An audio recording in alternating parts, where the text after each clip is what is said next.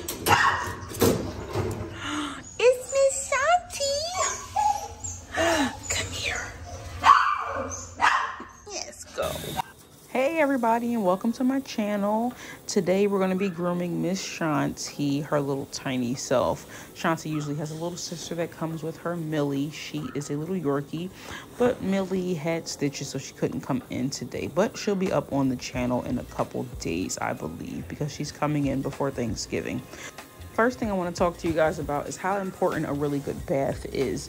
As you can see here, I am wetting her down, and that's the most important thing, is to thoroughly wet the dog so the soap can come to a nice lather.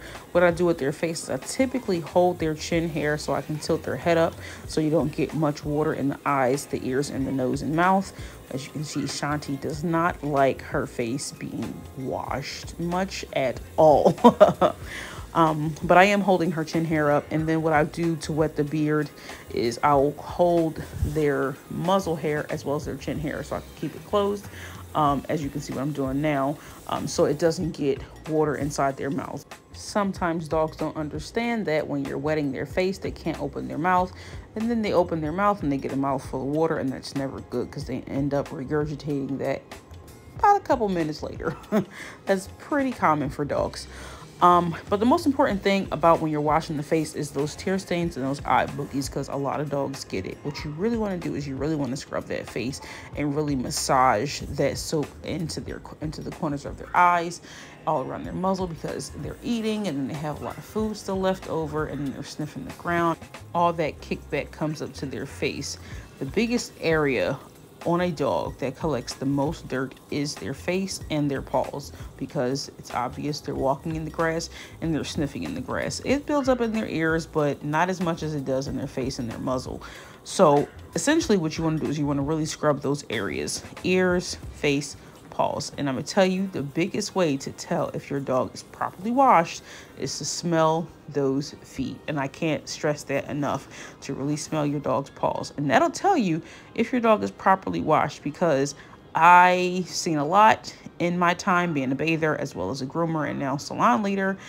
You see a lot, and you see people cut corners. So the easiest way to determine that is to smell the paws and also smell around the dog's face. And that'll tell you whether the dog is clean or not. Check those tear stains when you pick up your dog. But the feet and the face, that's the easiest way to tell if your dog is clean. While I'm touching on how to find out how clean your dog is, I want to talk about the importance of a proper shampoo. So many people bring their dogs in and they're like, oh, I'll just do the basic. The basic is fine. It'll get them clean enough. Let me just say, from a groomer, I never scrub my dogs in the basic shampoo because it does not get them that clean. Now, I know there are some people that really can't afford extra stuff for their dogs and certain shampoos, but I cannot tell you how important it is for the dog's coat and the dog's skin and just the dog's overall coat and skin health to get proper shampoo. Set up for the proper shampoo for your dog.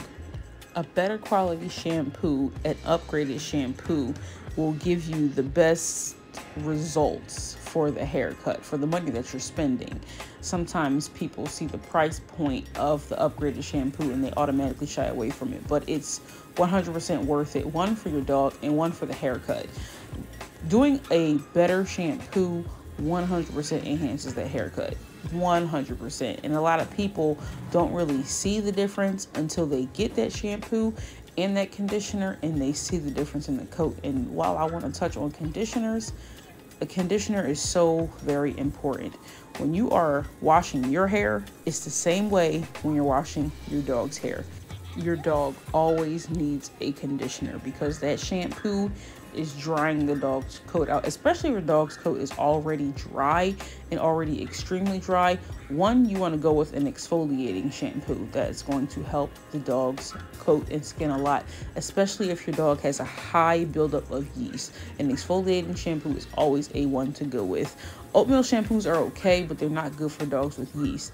But on top of that exfoliating shampoo, you want to do a conditioner, just to re-add that moisture back into your dog's coat and your skin, because it's going to get dried out no matter what you do with just a basic bath.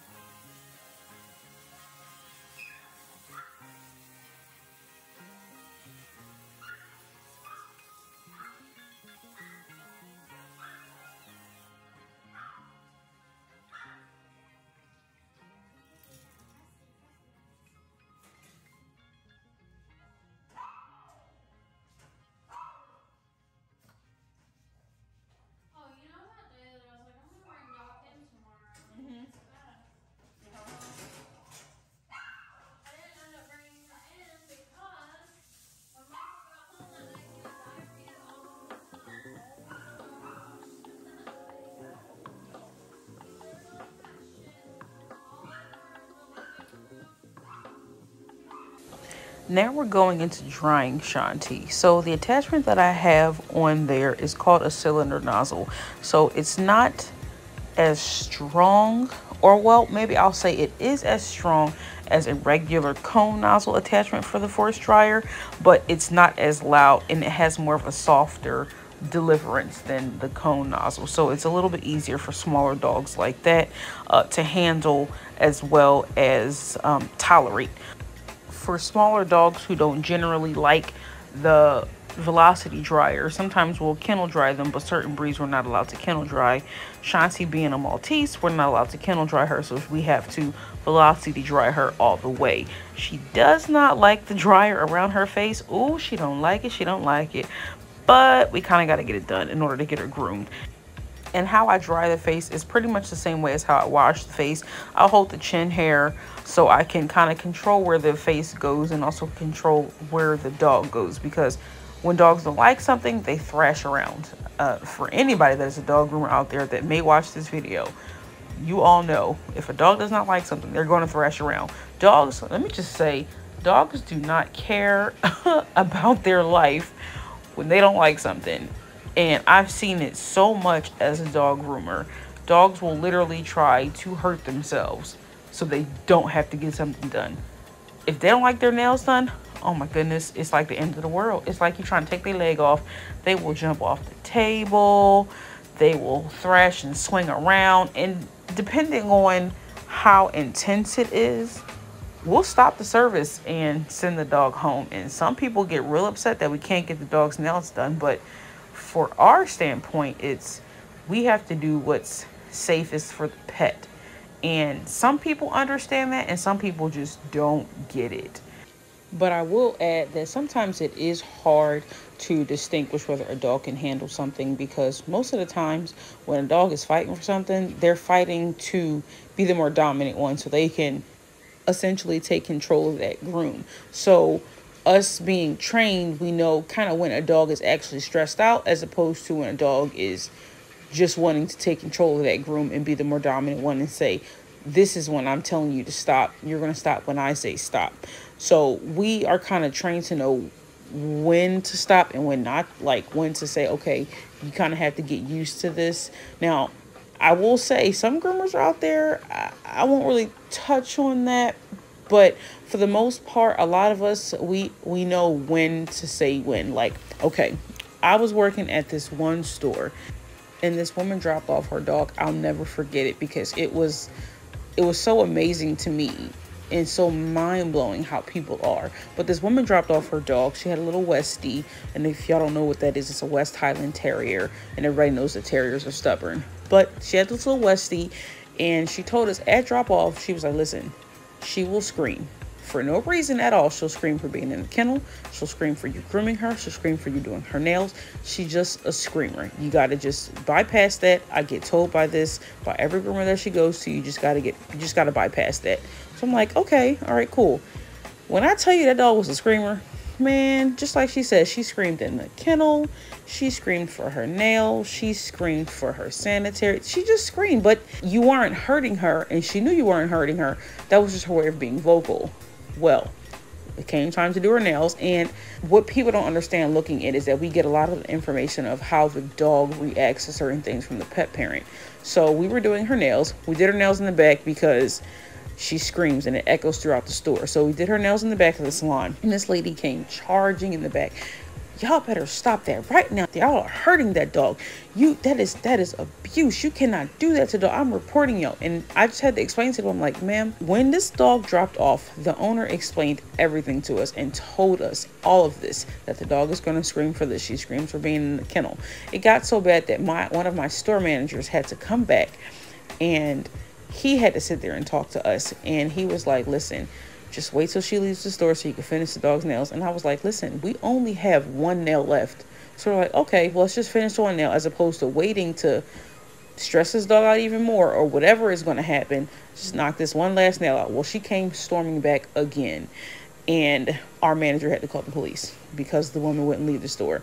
So when the owner came, we had to explain to her what happened, and she was like, I'm so sorry. because I know how my dog is. I know that she screams. Sometimes we can't control how a dog is going to react, but sometimes we can kind of talk to them. And when I say some dogs respond to different things in different ways, we have a lot of dogs that respond to a stern correction, like when you tell them, knock it off, stop it. And we have other dogs that respond better to a softer approach when you say, it's okay. So like Shanti. Shanti responds better to a softer approach. You can tell her, it's okay, Shanti, it's okay. But it's because she's soft like a little baby. She's so tiny. Just look at her.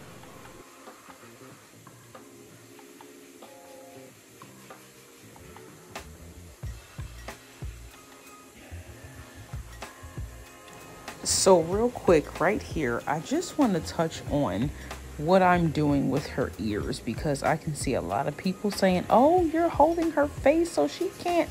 What I'm doing is I'm closing her ear canal. So I'm just taking my finger by the base of her ear and I'm holding it shut, because dogs' hearing is so sensitive. Me leaving her ear open, one, the velocity dryer is loud and that can mess up their hearing, but that's a lot of forced pressure inside their ear. So in order to get her ears dry, I just hold the base of her ear, I dry the ears, and then I'll release it and let it go.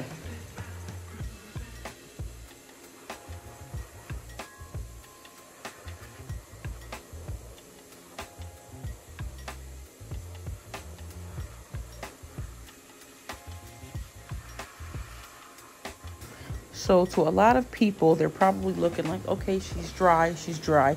Why are you still drying her? The biggest misconception to dog grooming is that a dog looks dry when it actually is not. So I can put her away and call her dry right now, and then I'll pull her out and then her skin is still damp. So that in turn makes the coat closer to her skin still damp. So I'll have to pull her back out and finish drying her. So when it looks like they're completely dry, 9 times out of 10 they're not. So we dry them a little bit longer just to ensure that they're completely dry. Now it is time for Miss Shanti's haircut. Her mom likes her cut short, even though I like her fluffy, because I think she looks like a little tiny little baby cub when she is fluffy. But her mom likes her short because it's easier for her to maintain, because she's an older woman. So it's easier for her to maintain her short, and then she keeps Millie longer because Millie is a Yorkie. So she gets a 5 on the body, so that's pretty close to the skin, but it still leaves minor fluff, so it's not as much skin showing, and it can still protect them from the sun just a bit. And a lot of people will probably think, well, it's getting cold outside, so she can't get sunburned. Well, it's a catch-22 because the sun is still out, so she can possibly still get sunburned. Her coat can also get really dry. So there's a lot of different things that kind of play a factor into it. But mom likes to keep her a little bit on the shorter side, so we go with that. But she likes her tail really long and her ears really long, which you'll see when her final cut is done.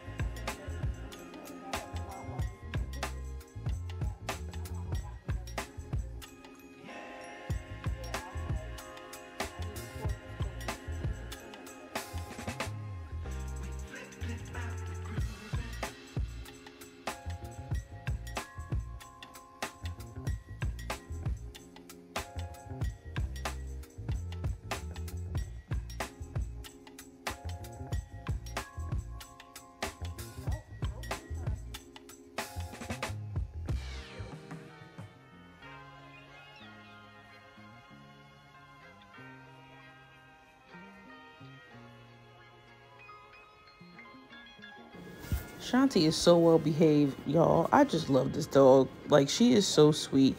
I love her sister too, but her sister gets really freaked out when you have anything around her neck. So, an e-collar, the loop that's on them, she gets really freaked out. But they're both really sweet. But Shanti is literally the best. She's such a sweet little dog.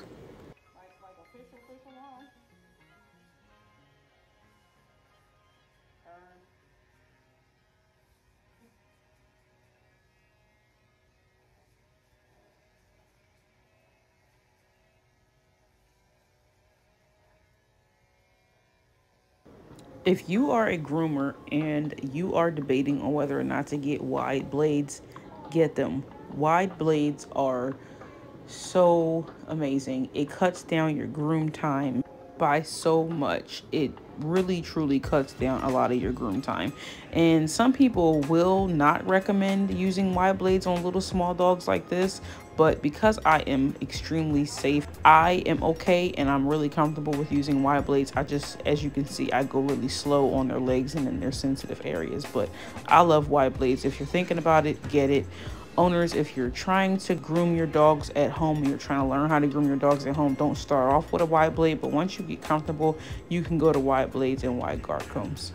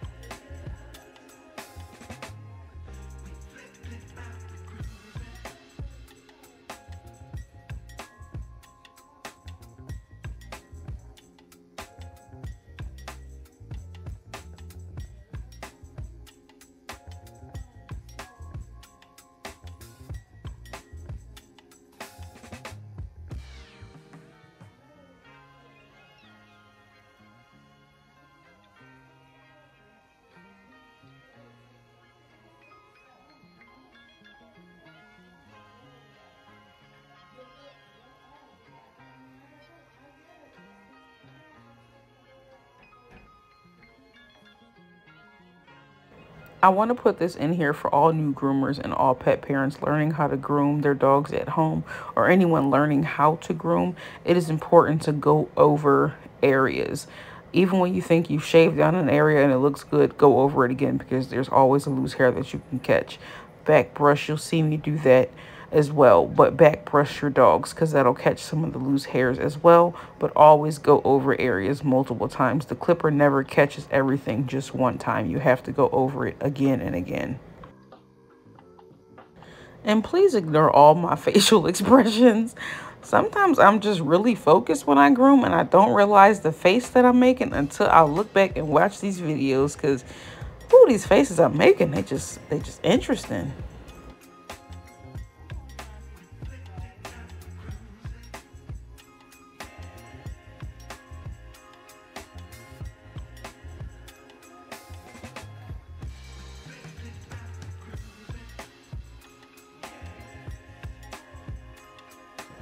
As I stated earlier, Shanti usually comes with her little sister Millie, but today Millie wasn't there because she had stitches. So Shanti is giving me a little bit of a hard time today. Nothing too crazy or too extensive, but she's not like a statue like she usually is. Usually she's like a statue. She just stands there on the table, but today she was a little fidgety. And I think it's because her sister brings her comfort, but her sister wasn't there today. So it was understandable.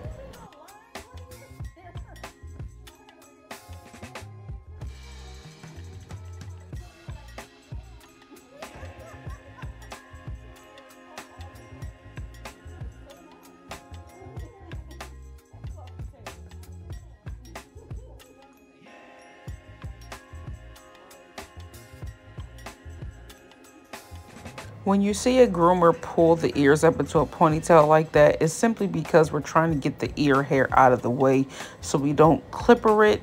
It also makes it easier to scissor the face nice and round so you have your blank canvas, and then when you let the ears down, you see what's sticking out and you can go back in and fix that. But that's usually what groomers are doing when they pin the ears up like that with the scrunchie. They're just trying to get the ear hair out of the way so they can clipper and not cut the ear hair.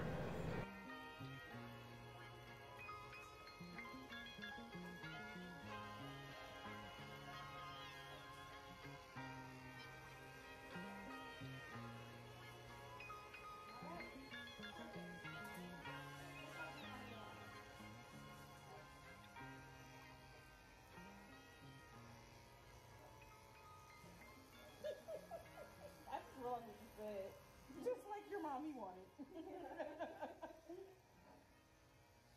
Shanti, what are you doing?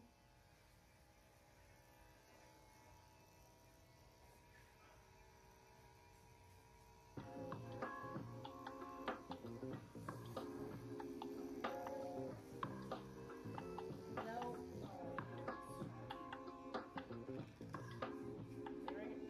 Shanti, what are you doing with your life?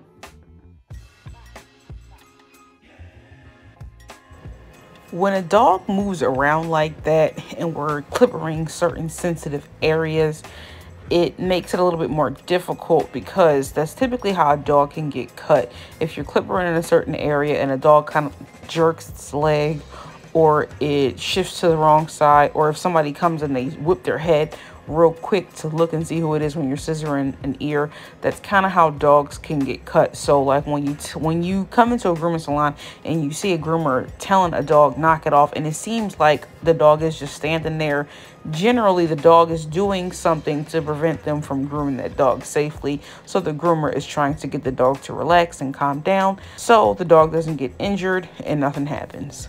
Because as much as y'all want it, we want the dogs to go home in one safe piece as well.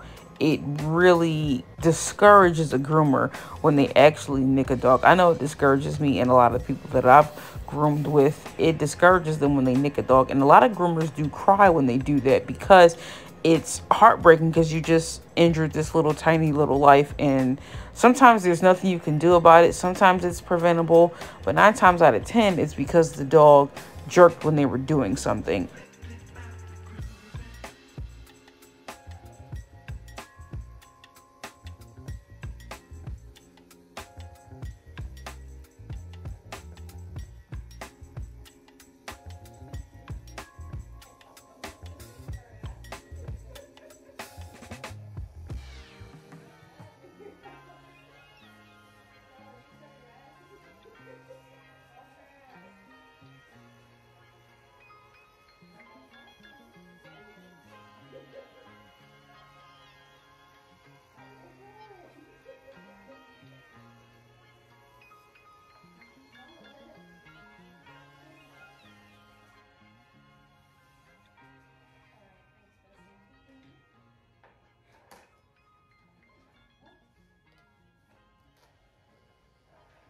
Shanti is one of my returning clients, so me and her have a bond that we've already formed, as well as her sister Millie. I encourage almost everybody, if not all of the people that come into a grooming salon, find a groomer that you like and stick with that groomer. It makes the grooming process so much easier for the groomer and much more easier for your dog, because your dog knows what to expect when it's coming in the grooming salon.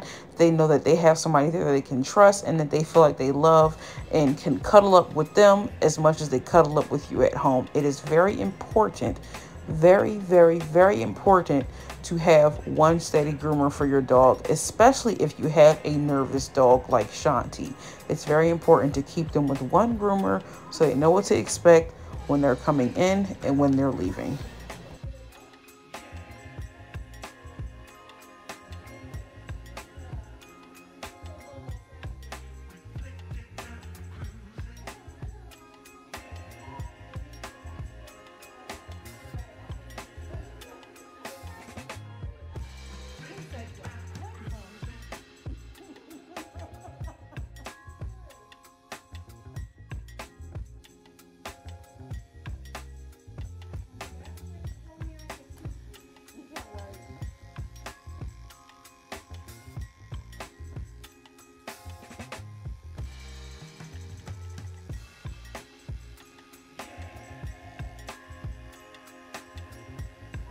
For new groomers and pet parents who are going to be trying to groom their dog at home, the underarm area, the sanitary, and that little flab next to the sanitary, in between the sanitary and their back knee, that's called the tuck up area. That is a very, very, very sensitive area to be clippering and grooming around and scissoring around, so be very careful when you're doing it. I don't even touch the skin when I'm doing it. I lightly scoop out their sanitary and that tuck up area in their armpits.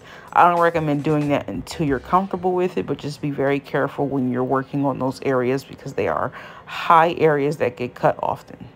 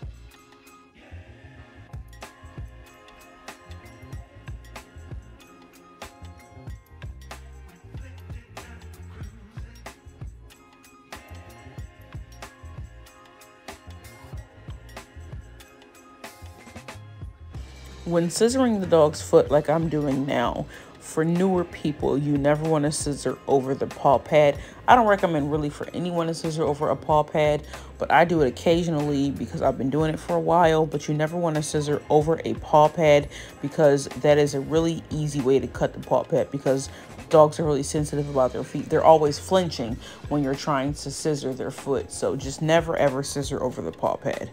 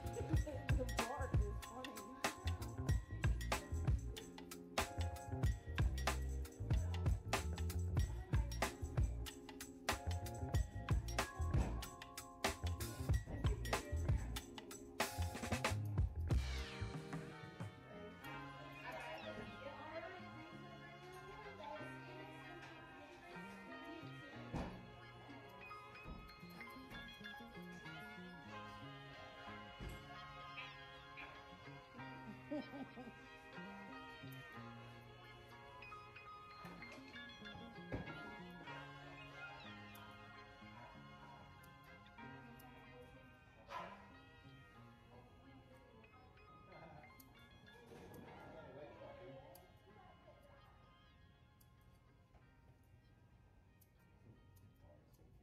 so tiny.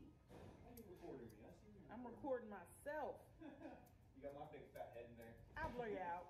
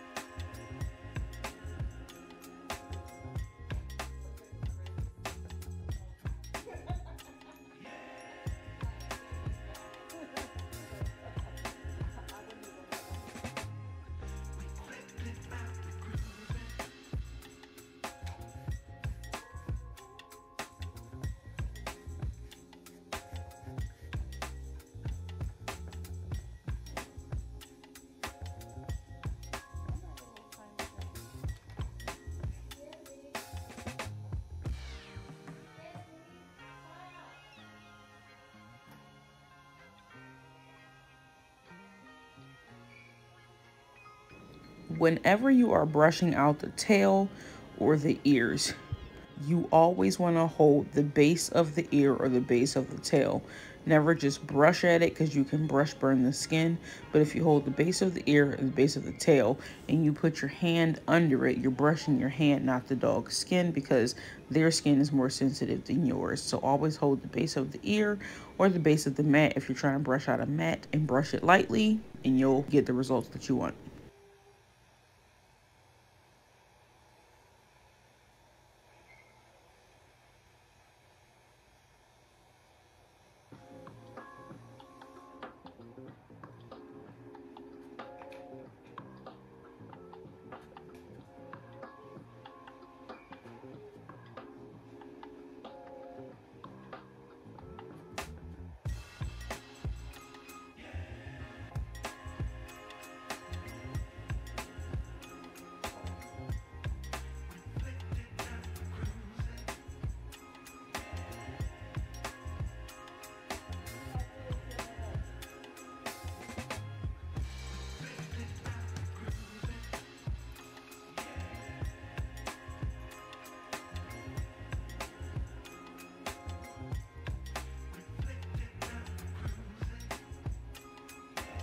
When I'm clipping the head, I always start at the back of the head. That's what's called the occiput. So I always start at the back of the head and I kind of move it forward like how I'm doing now. It's technically going against the grain, but that's the best way to get the best result. When I'm going to the side, I generally avoid the top of the ear hair. The top of the ear hair doesn't necessarily start right up at the top of the ear, which is kind of weird, but for dogs, it generally starts a little bit before that. So what I'll do is I'll skim lightly over the top of the ear, but I won't touch the ear hair. And then I'll flip the ear up on top of the head and then get the sides of the cheeks, and you want to move it forward like that. And that's how you get essentially that round face that you're looking for.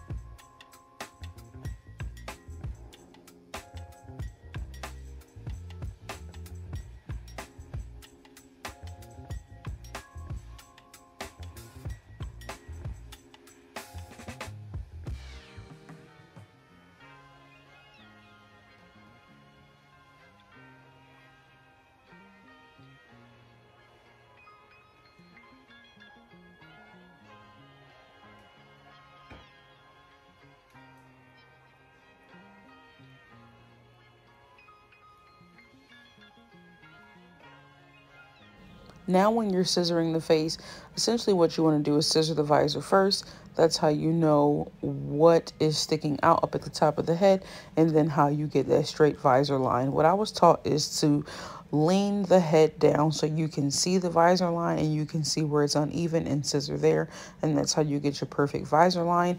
Most people don't like the visor and want you to scissor it all the way back to the forehead, but I typically just kind of leave a little bit there because it gives a cute round face that way. But when you're scissoring, you're just kind of cleaning up the imperfections of the clipper.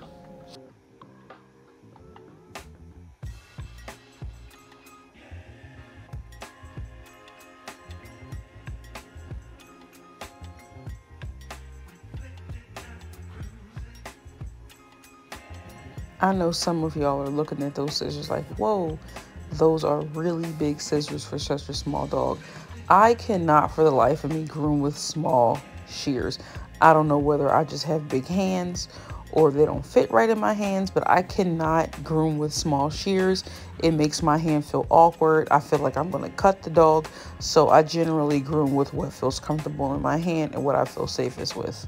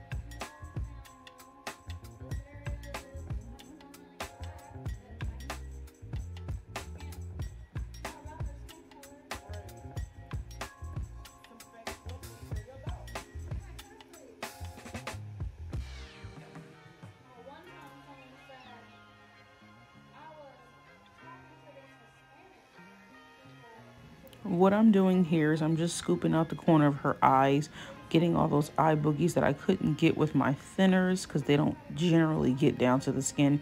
You don't want them to get too close to the skin because you can pinch the skin or nick the skin that way. So I just take my clippers with a 10 blade and scoop out those eyes and scoop out those eye boogers.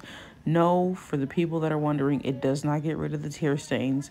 There's no way to get rid of the tear stains with a shampoo and clippering. There is a whole bunch of different things that go into that, like changing the dog's diet. But right now, I'm just cleaning out the nose. For Shanti's haircut, she gets a cute little round muzzle. The key to that cute little round muzzle is to scoop out. It's like a crease in between the eyes and the nose. It's kind of where that nose dips in up at the top, where the bridge of the nose dips in. To scoop that out with the clippers and then lightly scissor the round muzzle, and that's how you get that round muzzle that a lot of owners are looking for.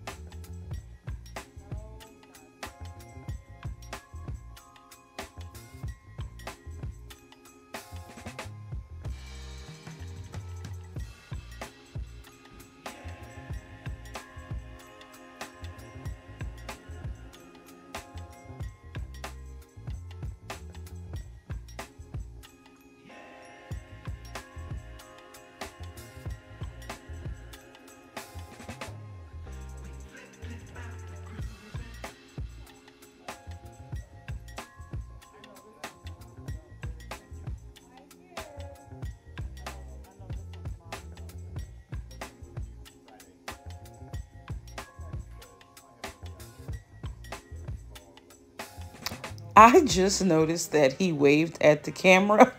Me watching this back, I just noticed he waved at the camera. When I tell y'all he is a silly store manager, he really is a silly store manager, but he's awesome.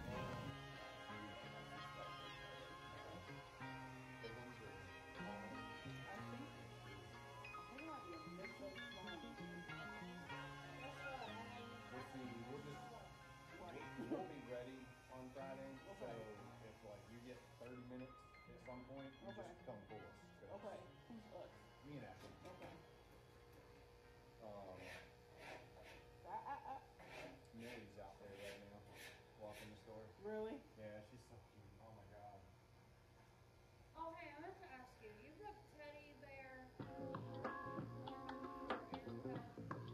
They ask for meals. Normal and teddy bear, you for haircut. They ask for.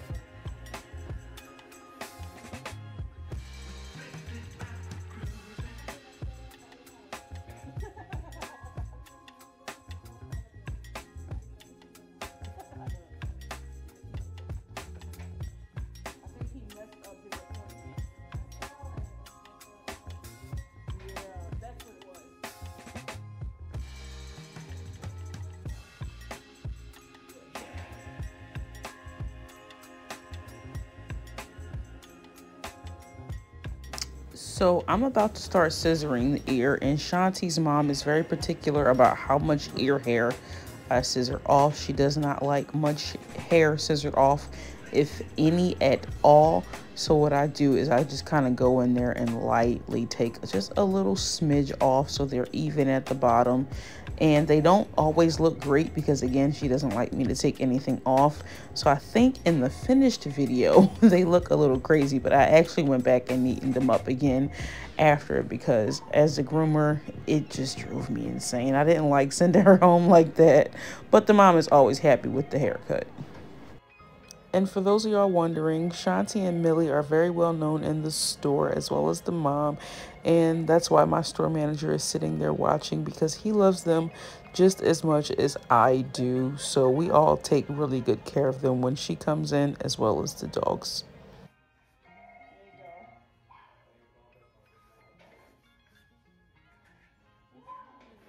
And there you have it, Miss Shanti.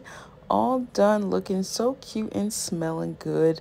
Please make sure you guys like and subscribe, and drop a comment in there if you have any questions about how to groom or bathe a dog. See you next time.